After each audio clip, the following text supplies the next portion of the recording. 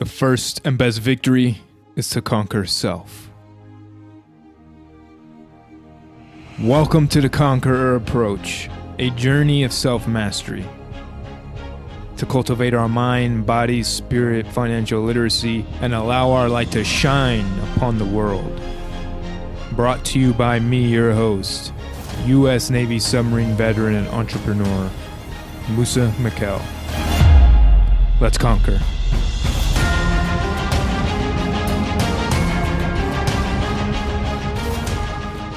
Welcome to the Conqueror approach. Today I have Dr. Derrick Love.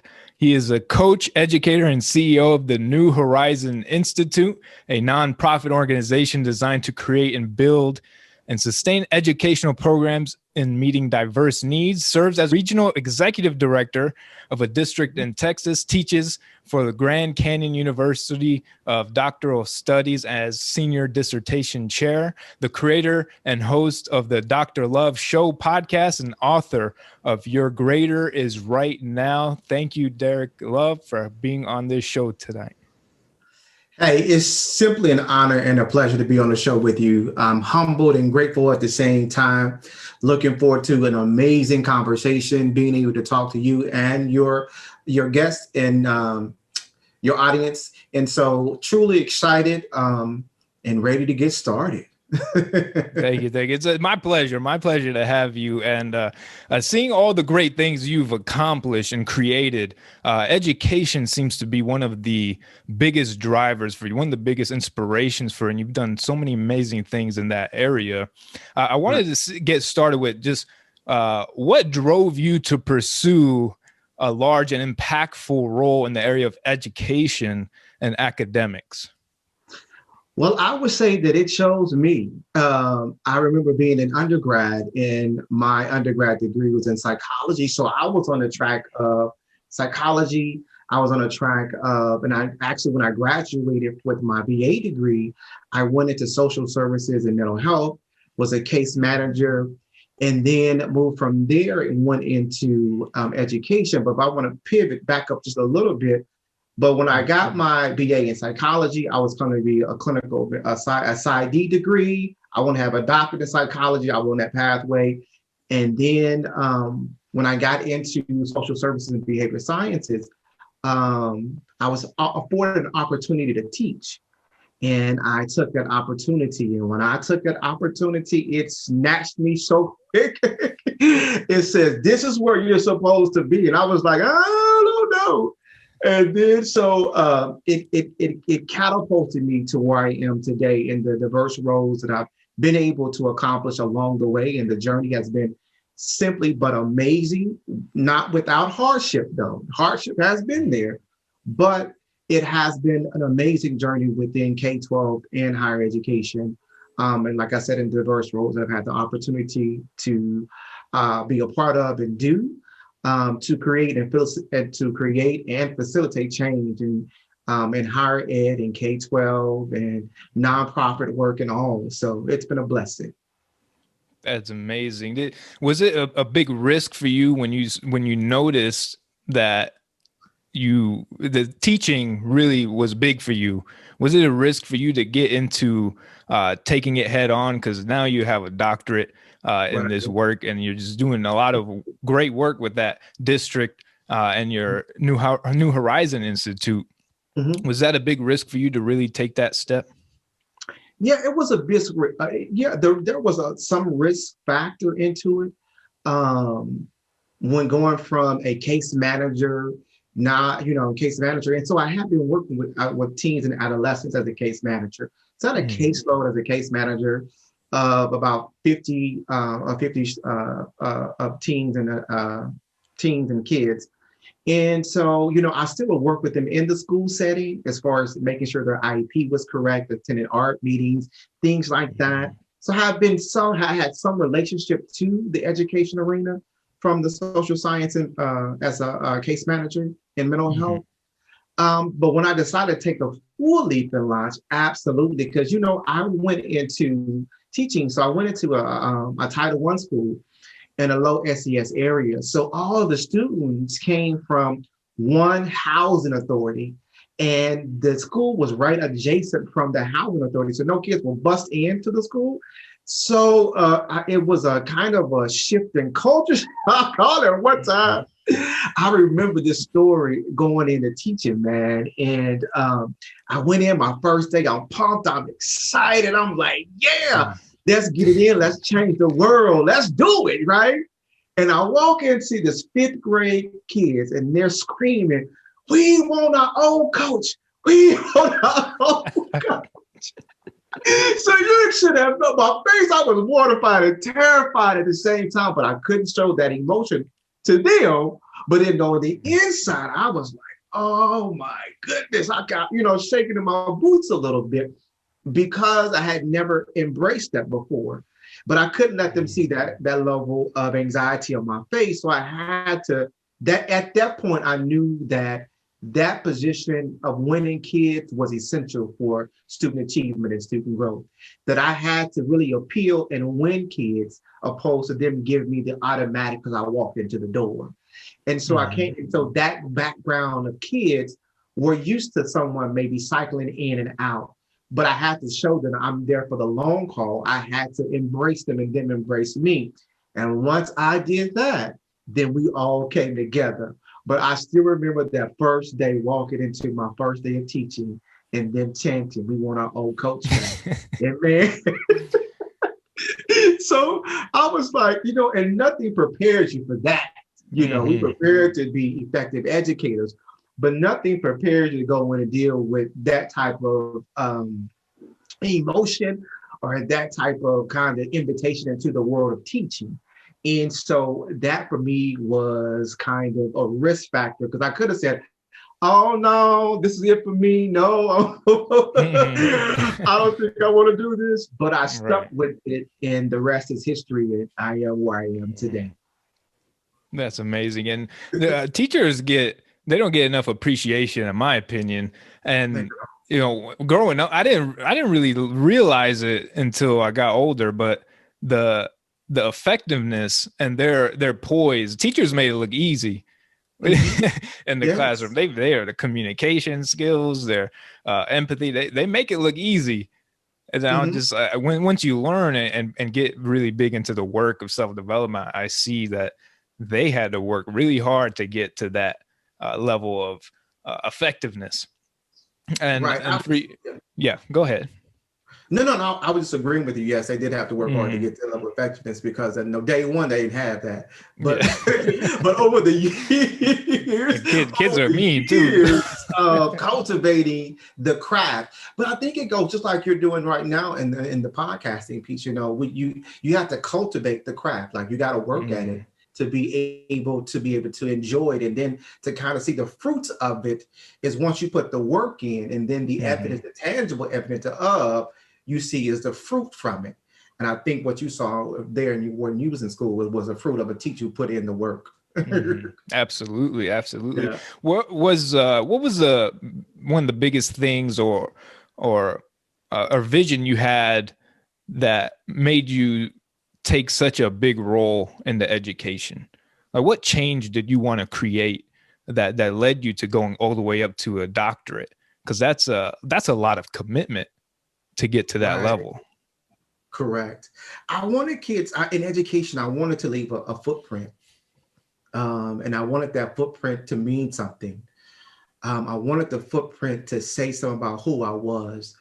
And the places that I traveled, I wanted people to leave in those footprints that I left something better than what I found it. So I've always kind of built the premise that I want to leave it better than I found it. When I walked into the situation, it may have been good, but Lord, I want it to be great, an amazing place for kids, for faculty, for community, for stakeholders. I want it to be something that they can just bite into, and I want it to be sustaining as well too.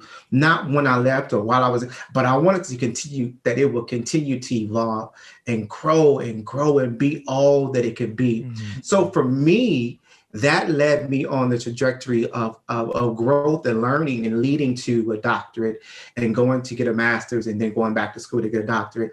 I just wanted to make sure that that footprint was a good footprint and imprint on education and school reform. You know, I'm a big proponent of school reform and making sure that the teaching and learning and our kids having everything necessary and needed to be successful. And that's the biggest thing. And then in higher education, that's my love as well. I love academia. I love research. And so that's why I continue to stay in it, you know, because I absolutely love it. And I get the idea to kind of blend my kind of K-16 experience into my nonprofit work as well, too. So I get a chance to cultivate all of these pieces, and then who I am in Christ. I get to share who I am in Christ and be me spiritually. I work for Grand Canyon, which is a Christian university as well, too. And so I have the privilege of being an integration of faith in that well, too. So I think that all led to led to me in education in the path and why I've stayed for so long in education. And we'll continue to be there. So, yeah, absolutely. And you continue to do great things, even outside of the academia world, right? Writing the book. No one made you write that book. The podcast show. Because this is another big thing that made me passionate about being able to have these type of conversations, because there's so much that should be being taught in school systems. Like how are we overcoming obstacles? And there's a lot of difficult conversations, communication skills, and how to understand and listen to people and really communicate. And there's so many things I could go on that is missing. Resilience. We don't really teach resilience, mental health, emotional intelligence. We don't really teach a lot in standard school systems, or at least when I was in school. So that's why it's such a privilege to have you and seeing the work that you're doing. And I feel just from seeing what you do that you are living purposefully. Absolutely. And this is not just a hobby. This is your purpose. No, man, no. It's a calling. And I look at it as a calling. It's a part of my purpose. And I'm while I'm walking in this, my true authentic self. And being able to create in true authenticity is amazing. And when you can reach that level, you know you're doing what you're created to do.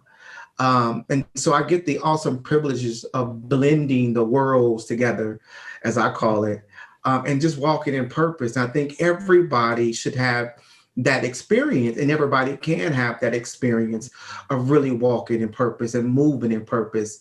When they get to be them true, authentic self. Just like I see you today.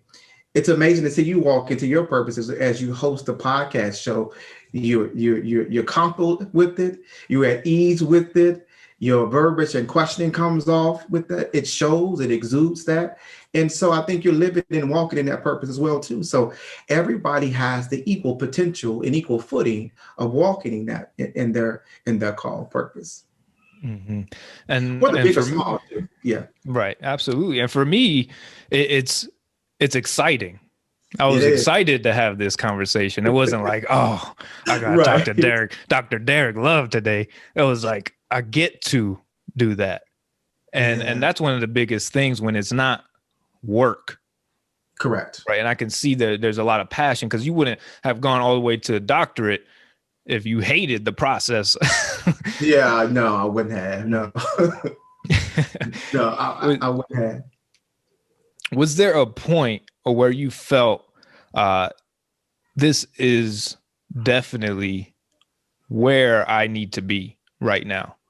Or was it just that you felt that there was something missing and you had so much more to offer? Because I feel like a lot of people never even understand their true potential because of their disbelief in themselves. Like, do I have what it takes? Can I write this book? Can I go get a doctorate? Can I really create change. Was there a time when you decided or just knew, like, I can do much more than I can even expect? Absolutely. I think it was my turning point when and out of high school. And that was a pivotal time for me. I think is when I remember, believe it or not, in middle school taking, I don't think I've ever even told us, so I'm going to tell you, I was in special education in middle school. And yeah, in middle school, I think it was seventh grade. I remember her name was the seventh grade ELA special ed teacher was Miss McCurdy. And I remember being in her class, and I think I had scored low in sixth grade, moving to seventh grade, and scored low on a state assessment. And they felt like I needed the extra help or remediation in a resource class in seventh grade. So I was kind of like, I remember feeling kind of sad. That was my first time in my life where I had to go to like a special education class, and prior to that, I'd always gotten good grades and GPA was well, but I remember being a moment in my life where it was kind of a little bit dark in there because I didn't understand why I was there. But I remember her level of encouragement along the way, and I believe that it was teachers along the way who helped nurture the gifting in me that made me see that I had a greater calling, from educators to my parents to family members who nurtured that gift in me to know that I had a calling and a purpose. And so it was more so in high school in that same following, that vein of nurturing and the gift and my purpose. So for me, it became like, from that I could conquer anything. I could achieve anything that I set my eyes on, combined with my faith, that it was doable. Now, it may not happen in my own timing, but eventually it came. And so I just continued to walk in that, knowing that the sky was the limit, and there was nothing to hinder me but me. And so I just kept moving with that same intentionality and purpose and same mindset that I can go get it. And so I just kept running and taking one foot forward. And as I would, win one short-term goal win, I kept moving to the long-term goals, and I would achieve another short-term win. And that built momentum and confidence and courage to go forward. And I remember being in my doctoral program, oh my, about to pull my hair out, and you can see I don't have none. And so you can see I don't have none. And but I was just I had been through all of the work and the seminar classes and everything, and it was just taking a long time. And I remember, my professors, it was just a hard and rough season, and working full time, going to school full time. And I remember my professor just chopping me down, but I think it was a chop down to that meant sense, kind of pull you back up. And so it was rough kind of there for a little bit, but then I just kept sticking with it. I never gave up on it. I kept putting in the time. And when they would say, this ain't good enough, I'll be like, okay, well, let me prove you. I can go back to the drawing board and make it better. And that's what I did each time. And then that day came when they said, hey, the dissertation has been approved. My dissertation defense was good, and the dissertation was good. They approved, and everybody signed off on it. And I became Dr. Love. And here I am, and still, and then from that, got a chance to work and do the things that I've been able to do. That's amazing. Thank you for sharing that. And I think it's so easy for people to maybe, and especially when you're at that age, if you accepted the label of special ed, or just if you started to believe that you weren't smart enough. Correct. How that could have took control over all the successes that you've had, because that's a lot of what we don't create is because of limiting belief, like I'm not smart enough. Mm-hmm. And the labels, maybe, oh, you were in special ed, like you're never going to be a doctor, come on, or like whatever, man. And there's a lot of it just here in our own head. We're telling ourselves that, and we start believing it, and it becomes our reality. So that is just a powerful example. You're an example of overcoming. Absolutely, overcoming some obstacles and just mentality and mindset wise. And I think what, if not anything, that it propels and provides hope to someone else who's been there. And you know, you're going to have naysayers that walk along in your life, but it's how you feed the naysayer, or how you feed what's been promoted to you or what's been stated to you, whether you're going to make that a positive or make that a negative. And if you take it a negative, then you will always remain in the rut, or in the same place, or at the same level, unwilling to move because of the fear that someone else placed on you, or told you wasn't good enough, like you said, not smart enough. You don't have the ability to obtain that. And so, you know, now these becomes this self-defeating thoughts, which I call stinking thinking in the book. And it begins to permeate every aspect of you. And what we don't realize is, if that happened in childhood, it follows you all the way into adulthood. And you don't launch out in adulthood because of something that happened in childhood, which still has a hold on you.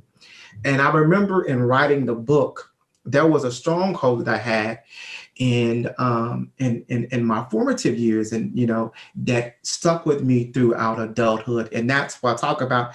And the book is the pleasing master. I wanted to please everyone, and I don't want to tell anyone no. You know, I'll give 160% to everyone else and 10% to myself, because that showed that, you know, that I was valued because you was asking me, but I wanted to please at the same time. And when I saw my adult-like behaviors mimicked my childhood behavior of wanting to please, and that took me down a downward spiral, to a level of depression and anger, because I kept giving out, and the reciprocation in on the pouring back into me was very limited to none, because I kept giving everything that I had, right? And then when you get to where you feel like you don't have anything else left, it built anger and resentment within me. Here I am, I was at the time, a 38-year-old man, 40-year-old man, and had, you know, angry and depressed. And I remember my wife saying, she's a therapist, and she was, I think you're depressed. I was like, you're trying to psychoanalyze me. I'm not one of your clients. I'm not depressed, because I saw it a different way. But what it came out as anger, and all of that. And so I remember that what was a pivoting point of me writing this book, you know, Great Is Right Now, is when my son at the time was like, Dad, I really can't stand to be around you. And when you hear your son or your children say that, it's like a wake-up call, like, wow, okay.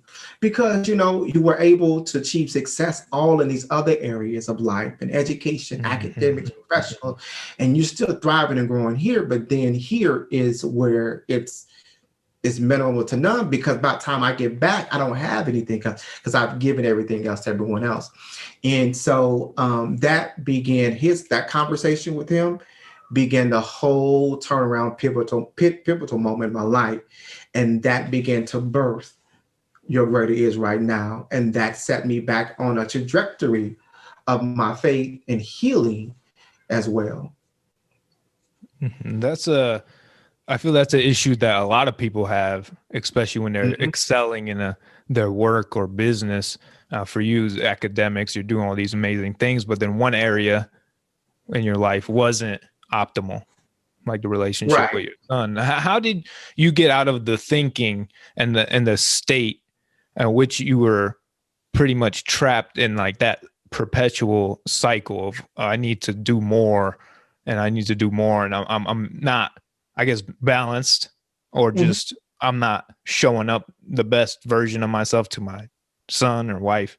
How did you get out of that mindset?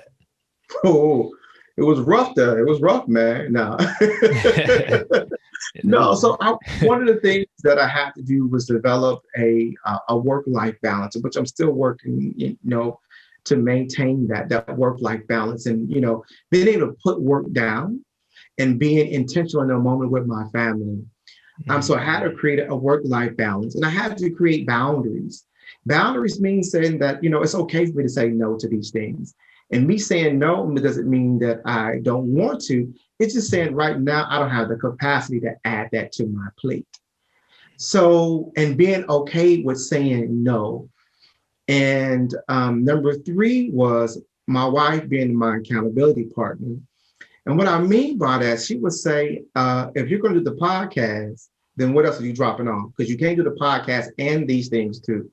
Like, she's been a strong advocate as my accountability person to say, if you're going to pick up this, what are you dropping? Because if you pick up that and you have this, then something else is going to lack. And the fourth thing has been prayer and my faith, which has been a sustaining point throughout the highs and lows of my career, throughout anything has been strictly tied to my faith. So, and some prayer and faith. And so these four things help to catapult me on a trajectory back to my greater purpose. And being able to see that these things intertwine together and that these things are essential for me to maintain me walking in my true and authentic self. Because my true and authentic self, when I give you that, you get the best of me. And that's me showing purpose, is when you get the best of me, because you get all of the other amazing things that come with that when I'm in that space. So That's amazing. And that shows when you're your authentic self and you're not holding back, or you're not, not shining as bright as you can, people notice that, because then you inspire those who didn't think it was possible for them. And they're like, wow, he's doing all these great things. I can start to do that. And that becomes, just being you inspires those who are enslaved by fear to do the same. And that kind of leads me to what can you give, what kind of advice could you give someone who is stuck in fear? And you mentioned faith being one of the biggest things that get you out of that. Was it your faith in you and God, if you will, to get you out of being fearful or stuck in that kind of state? right. Yeah. So it was my faith, it was God, it was prayer, it was meditation. It was a combination of all of those things that kind of catapult me out of that space. And I was able to move forward. What I would say to anyone that's listening today that has a fear or an anxiety or worry about walking in their purpose and moving in that purpose is one that you have to look at the fear. And sometimes that fear is self-inflicted. No one else is, and so we create this 4x4 cage because we're afraid to take the risk, or we're afraid to take the movement, to move the step forward. And what I've always told people, what I tell the listening audience, if you would take the first step, God will walk alongside you and carry you along to the next step. And so all you have to be able to do is reach out and launch the first step, and then allow God to move and do the rest. And so in him doing the rest, he's still going to give you what the next step is, right? So what I tell individuals is also number two is write a plan of where you're trying to go. Write a plan of what you're trying to do. And I call it SMART goals, or a SMART plan. Nothing too ambiguous, nothing too broad, but specifically where you want to go in the next 30 days, 60 days, or 90 days, or a year from now, right? And take those, was 30, 60, 90, a year from now, and then set some tangible ways of how to get there, or what we call some activities of how to get there. And then as you move along, the first to move from the step one to step two of getting to your 30, 60, or a year-long goal, I tell people all the time to celebrate the short wins, because when you celebrate the short wins, it builds what? Momentum, confidence, you get encouraged. because everything doesn't happen all at one time, and that sometimes people they get so bombarded about it's not happening right now, it's not doing anything right now. But just know that it's a process. But you just made it to step one. So let's celebrate step one. Yes, I made it to step one. Congratulate yourself. Give yourself a pat on the back. Give yourself some acknowledgement, because I believe that in that acknowledgement, it builds you. It builds your faith, your character as well too. And then it helps you to see when you get to step two. Okay. And so all of the challenges and from step one to step two, what you're going to be able to do is look back how he brought you from the beginning stage, right, to step one. And if he brought you from the beginning stages to step one, then he's going to bring from step one to step two. And anything that happens in the middle of that, he got it. He got you, because he's already proven himself, right? When you went from the beginning to step one, he's already proven himself. And so keep moving, because what's going to happen is you're going to get to the end game and you made it. But if you got to step one and it happened the way you wanted to, and you took all of these self-defeating thoughts, well, then you got stuck right back into the 4x4 and unwilling to move. And you allow fear to tell you that, you know what, you can't be more than a conqueror. You allow fear to tell you that you're not good enough. You allow fear to tell you that you're not worth the investment. And that is simply not the case. That you are definitely worth the investment. You definitely have value, and that somebody is waiting for you to get there to receive their blessing. So just like you're doing today on this podcast, right? You had to get to that place. And because you got to that place, people get a chance to hear the guest on your show to be a blessing to them, and to give them the tips and the tools and the motivation, the encouragement to take the next step. So somebody is waiting on your blessing, waiting to receive a blessing by you getting to your purpose and walking in your true authentic self and moving in that purpose. They're waiting on you. They are waiting on you. And so, hey, it's your time. It's the season. And so we're waiting on you to move into who you are and who you're supposed to be. And fear, worry, doubt, anxiety cannot reside in that same place and space. And so remove the stinking thinking, remove the naysayers, surround yourself with positive people who are going to speak into your life, not against your life. Get you a mentor who can also, speak into your life. Now, the mentor is not to tell you everything you want to hear. So don't think a mentor is going to do that. But that mentor is going to challenge you in your thinking, your way of thought, to help you move to that next level of purpose. And I would say also, get you, if you have a hobby or something you enjoy, do that along the way too. Don't get too stressed out about it. When you feel yourself getting to that point, go do what you love to do. If it's reading, if it's playing basketball, if it's working out, do that. So you can decompress. Because I do believe when you decompress, oh man. And I know for me, working out in this pandemic time has been the ultimate, because it allowed me to re-engage in creativity thought. I could step away from family, house, everybody, right? When I got to that gym, it was just me. It's just me. And I get to work out. I get to think. I get to process. I get to be with myself, my thoughts. And it just, it's a way of re-engaging with you, the individual.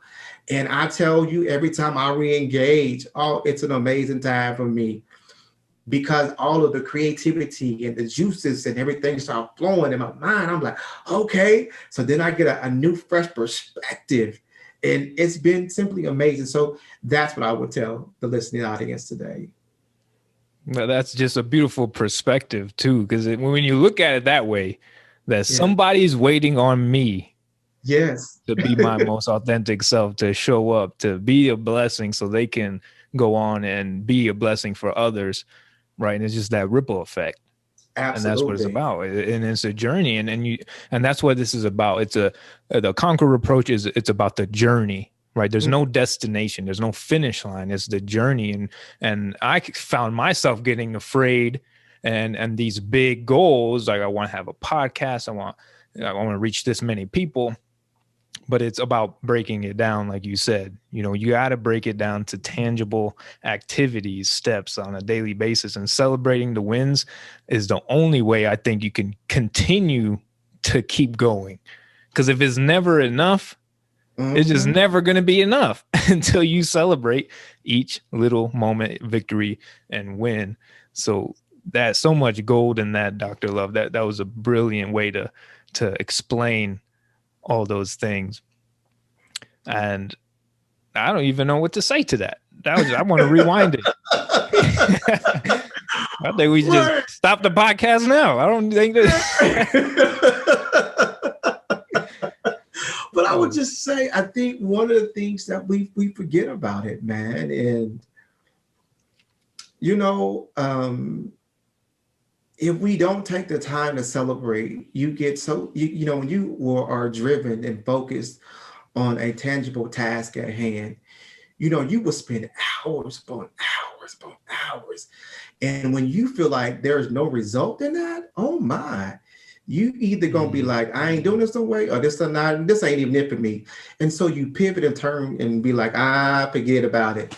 And I think that's a part of throwing away the journey, though, because the journey is a process. And in that process, there's growth. But what you get out of the process, is a more refined you.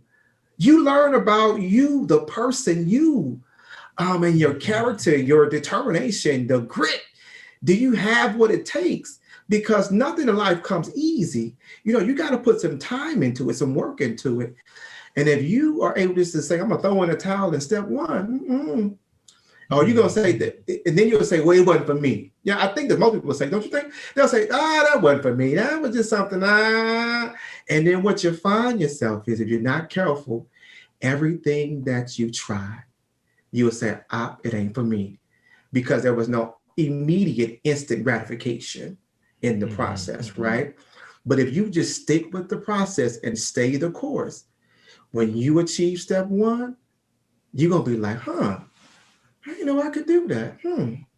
That turned out okay. All right. Well, let's kind of continue on. Let's move on, because I think I can do this. And step two comes along. You're like, wow, okay, my podcast, I've built a viewership. It kind of got to here. That's a little hope right there, because all you need is a little, just if you can get a slimmer of hope, that's enough to keep you moving. And you kind of like something like, okay. And then it becomes, and I think that's where that confidence builds.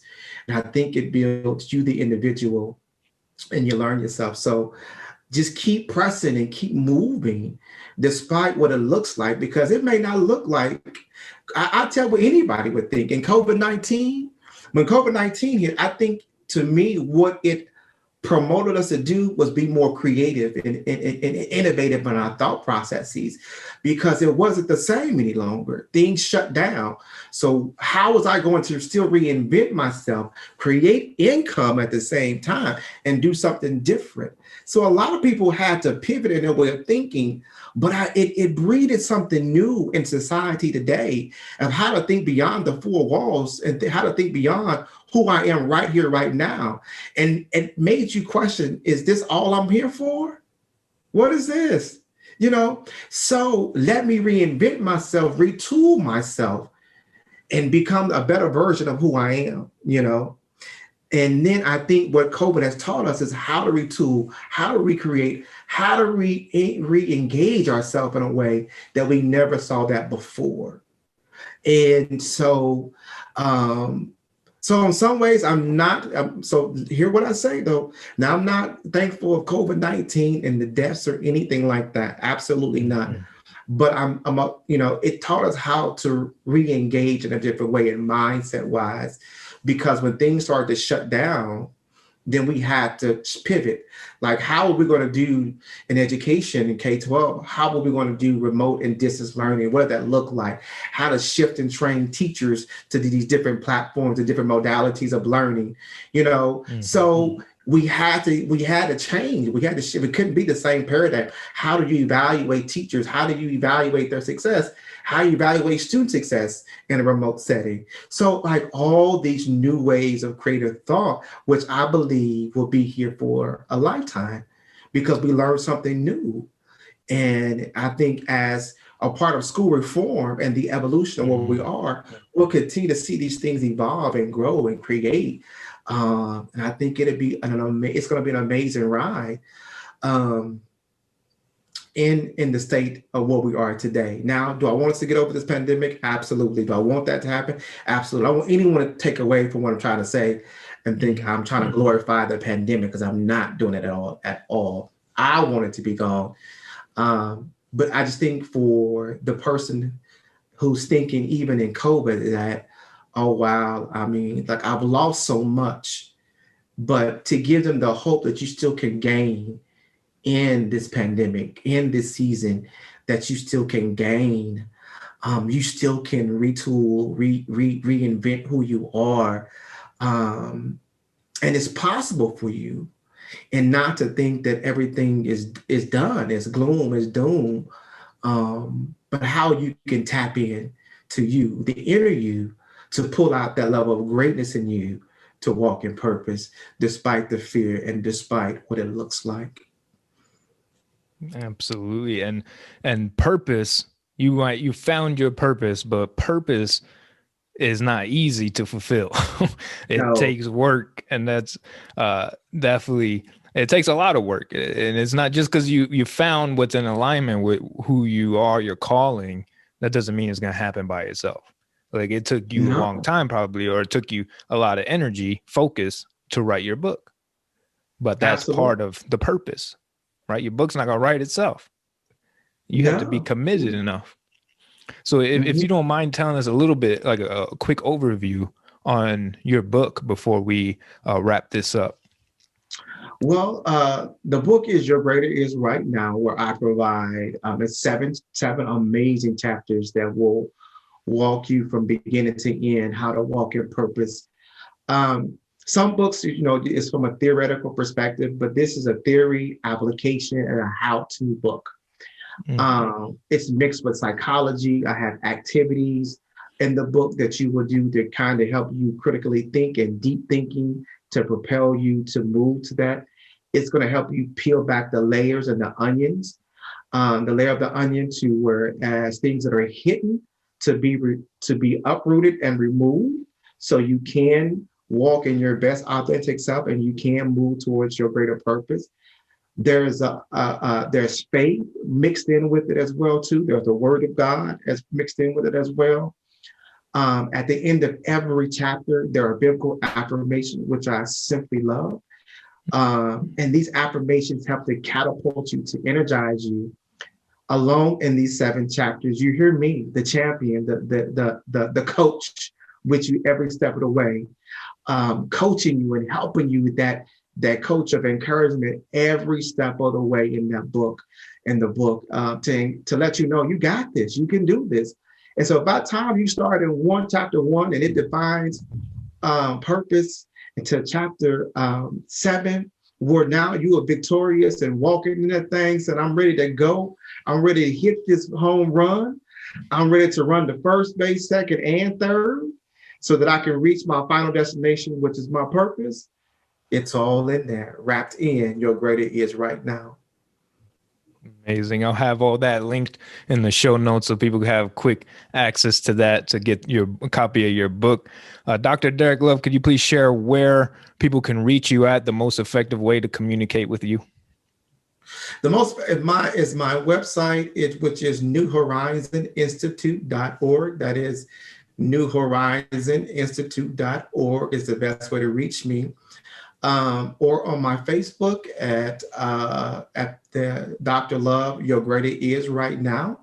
That's about the book. I do have a podcast, which is at Dr. Love Talk Show on Facebook. So you can reach me in those 3 places. I would love to hear from you. Once you got the book, you read it, I want to hear how God has blessed you with it and what you're doing, next steps and with that book. please feel free to drop me an email or a note, and I will, to hear more about what God has done with you. So. Thank you, Dr. Love. I believe the greatest gift we have to offer is our self, and you've done that. You've given me the gift of yourself for this podcast. I appreciate you. I know everyone who listens to this is going to appreciate you. You're a blessing and a light, and I appreciate everything and all the work you do. Man, I just want to tell you thank you. I'm humbled. I'm honored at the same time to be a guest on your show. And so, once again, thank you. God bless you, man. And the best is yet to come. Thank you. God bless you too. That is all for this episode. Thank you for tuning in. If you found any value in this episode, someone you know will also. Please share, subscribe, leave a rating and review so we can reach more people, have a farther ripple, and a larger impact. Stay grateful. I appreciate you. And remember, you are a conqueror.